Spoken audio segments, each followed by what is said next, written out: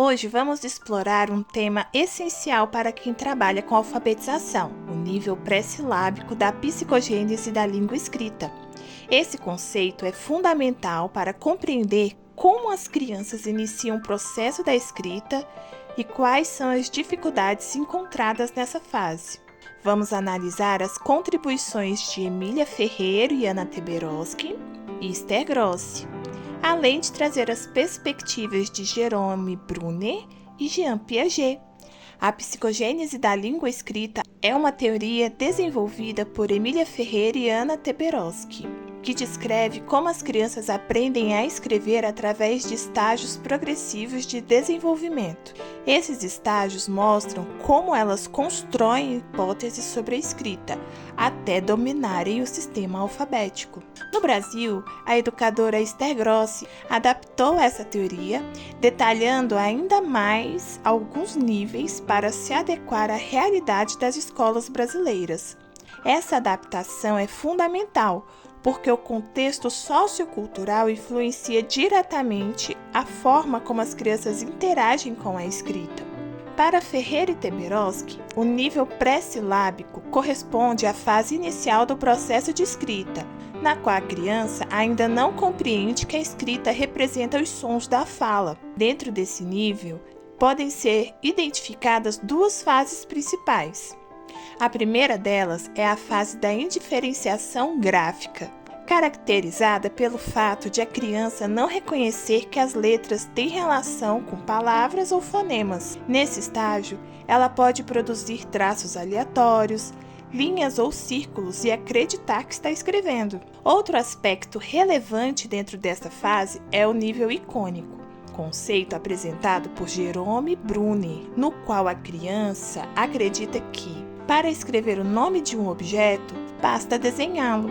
Um exemplo clássico é quando, ao ser solicitada a escrever a palavra sol, a criança vai desenhar o sol e afirmar que aquilo representa a escrita da palavra. Esse comportamento reflete o realismo nominal descrito por Jean Piaget, pois a criança supõe que a escrita deve ter uma aparência visual semelhante ao objeto que representa. Esther Grossi classifica essa primeira fase como pré-silábico 1.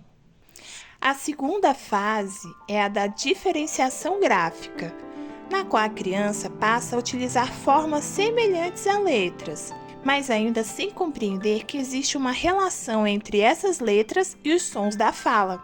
Nesse estágio, o realismo nominal também se manifesta quando a criança acredita que o tamanho ou a quantidade de letras de uma palavra deve corresponder ao tamanho ou à importância do objeto que ela representa. Exemplo prático: a palavra elefante pode ser escrita com muitas letras, porque ele é um animal grandão, enquanto a borboleta pode ter poucas letras, porque é um inseto pequenininho. Segundo Esther Grossi, essa segunda fase é chamada de pré-silábico 2. Mas afinal, o que a criança ainda não sabe no nível pré-silábico? Uma criança no nível pré-silábico ainda não compreende os seguintes conceitos: que as letras representam sons da fala. Ela pode conhecer as letras, mas não entende que cada uma tem um som específico. A relação entre letras e fonemas. A criança pode usar qualquer símbolo sem relação com a palavra falada, a ordem correta das letras. Ela também pode organizar letras aleatoriamente, que as palavras possuem tamanhos diferentes independentemente do objeto representado, porque ela pode acreditar que as palavras grandes são para objetos grandes, que escrever não é desenhar. Ela pode preferir desenhar objetos em vez de tentar escrever seus nomes. As regras básicas da escrita. Por isso, ela pode misturar números, símbolos e letras. E por último, a padronização das palavras. Ela pode escrever uma mesma palavra de diferentes formas.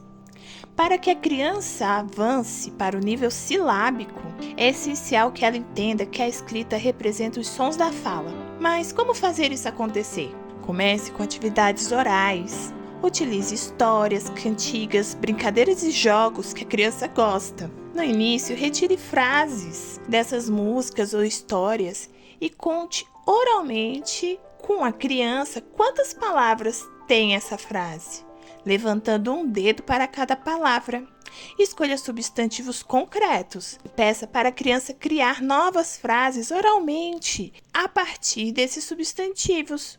Em seguida, incentive-a a acrescentar mais detalhes às frases, como características, local e horário em que acontece a ação. Aproveite também para ajudá-la a criar pequenos textos, onde você atua como escriba.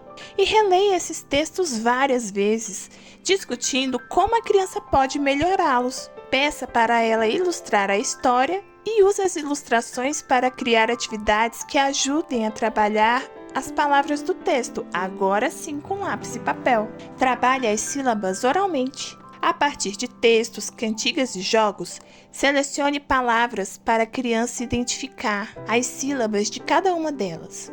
Usar palavras retiradas de contextos significativos facilita o aprendizado. Sempre escolha substantivos concretos. E separe as palavras em sílabas oralmente.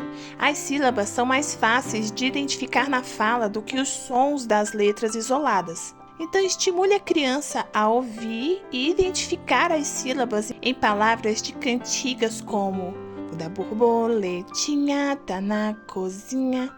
Ou então fui no tororó, beber água não achei. Ainda tem aquela outra, se essa rua fosse minha.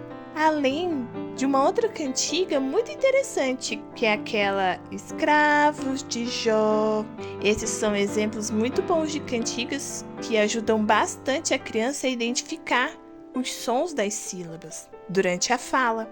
Depois, pegue algumas palavras dessas cantigas e conte quantas sílabas cada uma tem, junto com a criança, levantando um dedo para cada sílaba.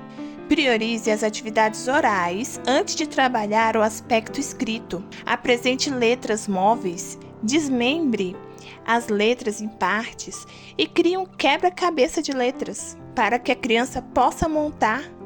Você pode também formar as letras com palitos e pedaços de barbante, destacando quais letras podem ser feitas apenas com palitos ou apenas com barbante, e ainda aquelas que exigem ambos, palito e barbante ao mesmo tempo para montar a letra.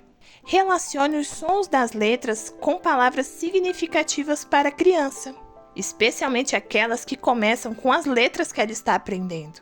E trabalhe sempre com o som das letras, pois em sua maioria, como as consoantes, elas têm sons diferentes de seus nomes.